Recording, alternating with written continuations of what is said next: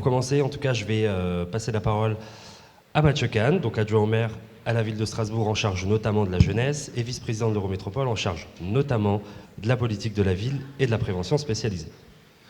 Bien, merci Thomas. Bonjour à toutes et à tous. Bienvenue à ce Carrefour Jeunesse. Moi, je vais, en introduction de cette journée, d'abord peut-être vous la replacer dans son contexte et puis ensuite commencer à donner quelques éléments à travers une enquête qui a été réalisée récemment, quelques éléments qui pourront peut-être contribuer à vos réflexions de cette journée. D'abord, peut-être ce contexte. Pourquoi nous avons souhaité organiser cette journée? Et je vais le faire tout de suite, comme ça je ne l'oublierai pas après. Je voudrais remercier toutes celles et tous ceux qui ont contribué à l'organisation de cette journée, qui a été un vrai travail partenarial, puisque 6 directions de la ville et de l'Eurométropole de Strasbourg, puisque les 2 collectivités sont co-organisatrices de cet événement, ont travaillé avec un certain nombre d'associations que je vais citer, l'association Thémis, La Fève, les centres socioculturels d'Aude-Pierre, de Cronenbourg, de la Méno, Active Action, la JIP et l'Orive ont préparé cette journée parce que Thomas évoquait un colloque. Nous avons surtout voulu faire de cette journée un moment pour réfléchir ensemble, mais si possible essayer de le faire de manière un tout petit peu différente, un tout petit peu innovante, et que vous soyez, vous, des acteurs de cette journée et non pas simplement des spectateurs. Nous n'avons pas voulu enfiler et enquiller les grandes interventions universitaires et des logiques très descendantes, mais bien essayer d'avoir une journée qui sera très participative et qui s'inscrit dans le droit fil de ce que nous menons aujourd'hui dans un certain nombre de quartiers à Strasbourg.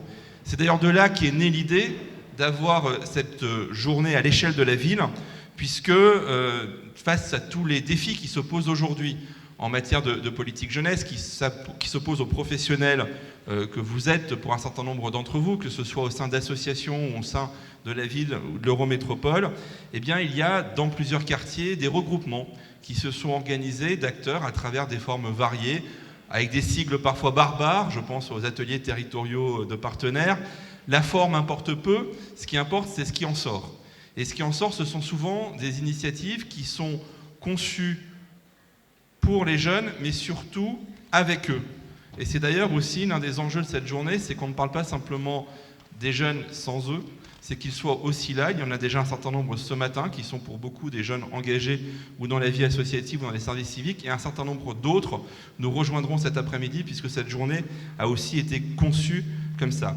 Et donc ces différentes initiatives dans les quartiers, elles ont amené, alors je pense à la Méno, à Aude-Pierre, à la Cité Spar ou Rotterdam, elles ont amené à différentes formes, des forums jeunesse, des diagnostics partagés, et nous nous sommes dit qu'il était intéressant pour poursuivre cette dynamique et cette réflexion de monter d'un cran et de passer à l'échelle de la ville pour pouvoir agir ensemble autour de ces questions de jeunesse. Et donc d'organiser ce temps auquel nous avons fixé 4 objectifs.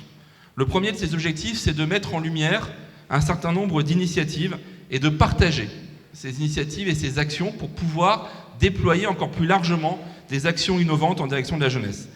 Le deuxième objectif, c'est de contribuer à un changement de regard sur le public jeune, notamment pour que les professionnels, les acteurs, les pouvoirs publics arrivent à faire une vraie place aux jeunes au sein des politiques qui les concernent. Le troisième, c'est d'essayer de prendre connaissance d'expériences inspirantes et de regards extérieurs. Il y en aura un certain nombre aujourd'hui, parce qu'il nous semble toujours intéressant de faire aussi ce pas de côté et de pouvoir voir ce qu'il s'est fait et ce qui se fait ailleurs.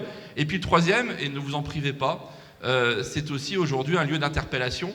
Il y a des élus, enfin ils vont arriver, les élus le matin c'est pas leur truc, vous leur direz pas que j'ai dit ça, et d'ailleurs je nierai l'avoir dit. Mais il y a aussi un certain nombre... C'est déjà tweeté? Ok. Et puis bon, il y a un dessinateur, enfin, si ça se trouve, c'est déjà dessiné aussi. Bref. Et puis, il y a aussi un certain nombre d'acteurs de la ville, des services de la métropole, qui sont aussi là pour contribuer à l'élaboration des politiques publiques. Donc, n'hésitez pas aussi à interpeller, à questionner, sachant que les interpellations vont dans les 2 sens. C'est-à-dire qu'on peut aussi questionner et interpeller le monde associatif et les autres acteurs des politiques jeunesse. Nous espérons et nous souhaitons que cet événement qui s'inscrit dans la continuité de ce qui s'est fait à l'échelle de différents quartiers s'engage dans un processus qui soit plus long et qui nous permette de continuer ensemble un certain nombre d'actions pour prendre en compte les questions de jeunesse dans leur globalité et leur transversalité. Et lundi matin, chagrin, ok, ça commence très très fort. On m'avait prévenu, hein, voilà. Et Nous souhaitons aussi pouvoir, et je pense que je parle là-dessus à des convaincus, qu'on puisse aborder la question de la jeunesse sous l'angle des réussites et des ressources, et pas simplement sous l'angle des difficultés et des problèmes.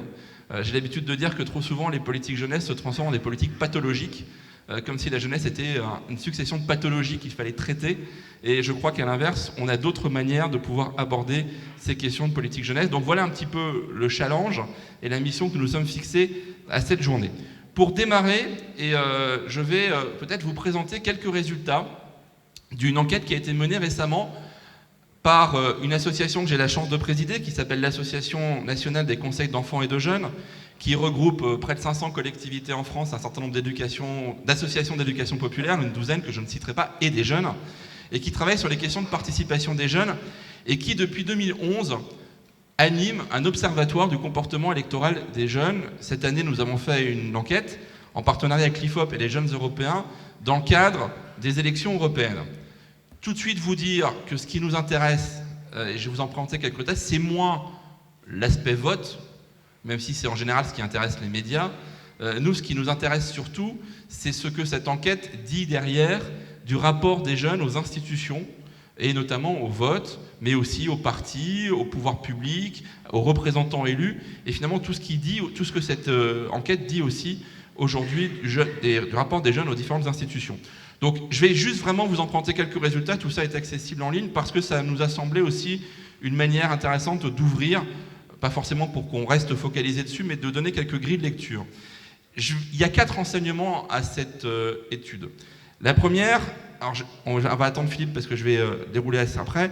La première de ces enseignements, c'est juste pour le balayer tout de suite, c'est que si les jeunes s'abstiennent énormément, plus que le reste de la société, vous verrez que nous sommes pour l'instant à 77% d'abstention envisagée chez les jeunes pour les élections européennes, contre 23% de participation, en fait 42% dans l'ensemble de la population. Donc un différentiel extrêmement important sur les comportements électoraux.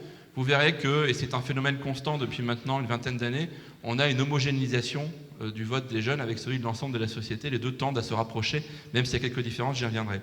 Le deuxième enseignement, c'est que ces résultats ils traduisent un refus extrêmement fort de l'offre politique qui est aujourd'hui proposée aux jeunes et la conviction de la vanité au sens de vain, de la vanité du processus électoral et du fait que les élections ne servent à rien, ne changent rien et ne changent surtout rien pour eux et à leur vie quotidienne. Et puis le troisième enseignement, il concerne l'Europe, c'est qu'aujourd'hui l'Europe n'est plus une évidence pour les jeunes, contrairement à ce qu'on pourrait penser, parce que, et là j'entrerai pas forcément dans le détail, pour un certain nombre d'entre eux, ça ne change rien à leur quotidien, et en même temps, petit paradoxe, ils considèrent que c'est à cette échelle-là qu'un certain nombre de priorités doivent aujourd'hui être saisies, et notamment, et ça c'est une différence entre les jeunes et l'ensemble de la population, les questions environnementales qui sont placées très haut dans leurs préoccupations, et pour ces questions-là, les jeunes ne voient souvent que l'Europe comme étant le lieu pertinent. Je vais juste vous dérouler quelques résultats de ce sondage. Donc ça, c'est pour vous donner un élément sur le fait que les jeunes savent qu'il y a des élections, mais qu'ils s'y intéressent peu. On retrouve là quelque chose qui concerne ou qui touche à peu près tout le monde. Deuxième, je vous l'évoquais, nous sommes à 23% de jeunes qui envisagent de participer à ces élections européennes. C'est un chiffre extrêmement bas, y compris par rapport à d'autres élections passées. Alors, on va poursuivre. Les jeunes, par contre, en même temps, considèrent que si on avait des temps de débat, c'est quelque chose qui revient assez fort sur la question de l'instruction civique, qui est aussi probablement un élément, peut-être pour nous, de réflexion sur le fait qu'il n'y a pas suffisamment de débat. Alors, à l'école primaire, mais ça revenait aussi au collège, au lycée, et donc un manque d'informations, notamment sur les institutions européennes et sur ce qu'elles font, qui ressort de cette enquête. Je vous le disais, on l'a passé, c'est pas pour nous le sujet le plus important. Je vous le disais, on a une homogénéisation du vote des jeunes par rapport à la population. Donc ils mettent en tête le Front National et la République En Marche, sachant que, pour nuancer un tout petit peu ce résultat, on parle de 23% de participation. Mais le vote s'homogénéise. On a une petite différence, ce qui porte essentiellement sur le vote écologiste, qui est extrêmement fort chez les jeunes, et une forme d'indécision, puisque 50% des jeunes disent qu'ils peuvent encore changer d'avis d'ici aux élections. Ça recoupe là aussi assez largement la population générale. Les raisons de voter. 50% d'entre eux, de ceux qui vont aller voter, vont le faire pour exprimer leur mécontentement sur la manière dont l'Union européenne est gérée. C'est pour ça que je disais que l'Europe n'est plus forcément une évidence et que aussi au niveau européen, on voit une forme de défiance par rapport aux institutions. Et vous voyez en dessous les thèmes qui sont déterminants dans le vote de 80% des jeunes, l'emploi, le pouvoir d'achat, la santé, je vous laisse le voir. Et là aussi, on retrouve une forme d'homogénéisation par rapport au reste de la population. Ça, c'est probablement pour moi l'une des slides les plus intéressantes. C'est que si vous additionnez les 23% de jeunes qui pensent que les élections ne changeront rien dans la société, les 20% qui pensent que ces élections ne changeront pas leur situation, si vous ajoutez à ça les 22% qui sont en week-end, en congé, en déplacement, donc là aussi un petit sujet sur le vote par procuration, les 20% qui ne savent même pas quels sont les candidats, les 15% qui considèrent qu'aucun candidat de liste ne reprend leurs idées, 15% qui vont manifester leur mécontentement à l'égard des partis politiques, ça à la rigueur c'est plutôt pas mal parce que ça veut dire comment on se prononce sur l'offre, même si c'est pour la refuser, mais dans le reste on voit bien qu'il y a aujourd'hui une vraie conviction que finalement tout ça ne sert pas à grand chose, ce qui est aussi un élément d'interpellation pour tous ceux qui sont en responsabilité. On va poursuivre. Ce qui pourrait inciter les jeunes à participer aux élections européennes. Vous le voyez, essentiellement la question de la compréhension et la question d'un vrai débat. Ça a été dit, 32% des jeunes s'intéressent réellement à cette campagne. En même temps, cette campagne, elle a du mal à démarrer. Et on a du mal aussi à expliquer quels sont les enjeux. Et ça se traduit aussi dans ces réponses. 69%, voilà, c'est mal informé sur l'Union européenne. Mais les institutions sont connues. C'est aussi un des paradoxes de cette étude. Autre élément qui forcément interpelle, parce qu'il est paradoxal avec une slide qui arrivera plus tard, c'est qu'on a 71% des jeunes qui font plus confiance aux institutions nationales qu'aux institutions européennes. Ça aussi, ça pose un certain nombre de questions à un moment donné. C'est pour ça que je disais aussi en introduction que l'Europe n'est plus une évidence forcément aujourd'hui pour les jeunes. J'ai oublié de vous préciser, peut-être que cette enquête a été menée sur des jeunes de 18 à 25 ans et sur un échantillon extrêmement solide, puisque contrairement aux autres études, et c'est la particularité de cette enquête que nous faisons lors de chaque grande élection nationale, contrairement aux autres enquêtes qui sont souvent où la part jeune est une extrapolation à partir de la part globale, là ce sont 1800 jeunes qui ont été interrogés de 18 à 25 ans. Donc un échantillon extrêmement robuste. Et puis vous voyez, c'est ça l'un des paradoxes, c'est qu'ils placent en tête de leurs préoccupations, ça c'est un point qu'on n'a pas remis en slide, la lutte contre le réchauffement climatique, et pour eux c'est à l'échelle européenne que ça doit se passer. Et on voit bien avec les mobilisations récentes, les marches pour le climat, ou autres, que c'est aujourd'hui un sujet important, et en même temps, pas forcément saisi, ou qui ne donne pas forcément le sentiment de la saisie par l'Union européenne. Un autre élément qui est assez intéressant, c'est comment les jeunes s'informent. Ça tord le cou à une idée reçue. Twitter, 8%. Facebook, 21%.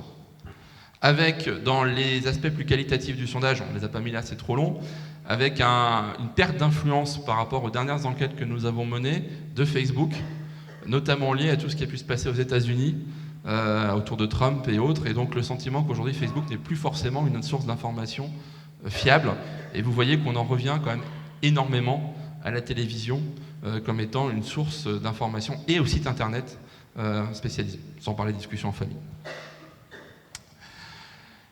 Et ça, c'est un dernier élément qui nous a semblé aussi intéressant de mettre en avant. Il y en a plein d'autres, hein. L'étude, vous pouvez la retrouver, elle est en ligne, elle est très complète. C'est qu'on voit bien que l'Europe ne bénéficie qu'à une infime minorité de jeunes, et que c'est aussi ce qui explique cette distance qui a pu se créer et le sentiment que l'Europe n'apporte rien, que les jeunes ont, que l'Europe ne leur apporte rien personnellement, puisque, grosso modo, pour la plupart d'entre eux, le seul contact avec l'Union européenne quotidiennement, alors évidemment à Strasbourg, peut-être que ce serait quelque chose à nuancer avec la proximité de voisins allemands ou autres, c'est un voyage scolaire, mais on voit bien que la plupart des programmes européens restent accessibles uniquement à une petite minorité, ce qui est aussi un sujet, parce que penser qu'on rendra Erasmus accessible à toute une classe d'âge est une vue de l'esprit, et donc il faut probablement essayer de penser là aussi d'autres formes de mobilité et de contact européen, pour peu qu'on croit qu'on ne peut pas se résoudre à ce que l'Europe ne soit plus une évidence pour les jeunes. Voilà, je souhaitais vous faire part de ces quelques éléments en introduction de cette journée, parce qu'il me semble qu'ils posent aussi à côté d'autres éléments qui vont vous être fournis par d'autres intervenants, parce que je pense qu'il pose aussi quelques éléments de diagnostic sur quel est aujourd'hui le rapport des jeunes aux institutions et au monde dans lequel ils évoluent. Et c'est aussi l'un des sujets que nous souhaitons aborder dans cette journée, pour laquelle je vous souhaite de très bons travaux et je vous remercie encore de votre participation.